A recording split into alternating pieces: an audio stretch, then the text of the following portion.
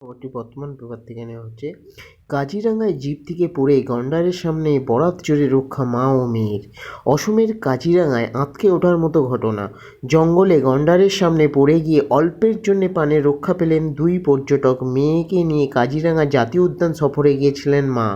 একদল পর্যটকের সঙ্গে জঙ্গল সাফারিতে বেরিয়েছিলেন তারা। জিপে চড়ে যাচ্ছিলেন পর্যটকরা।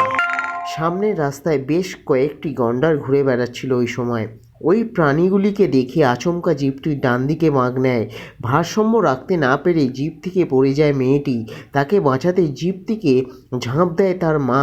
চালক সামান্য দূরে জিপটি থামিয়ে দেন, কিন্তু গন্ডাররা সামনে এগোনোর সাহস করেননি কেউ।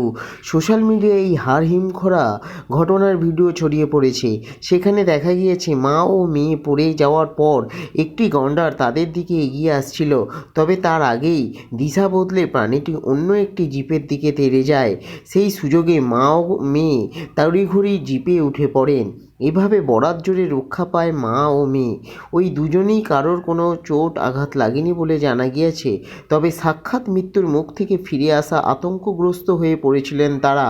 ঘটনায় ওই চালককে সাসপেন্ড করা হয়েছে। জঙ্গলের ভিতর সাফারির সময় পর্যটকদের সতর্ক থাকার অনুরোধ করেছেন উদ্যান কর্তৃপক্ষ। নমস্কার।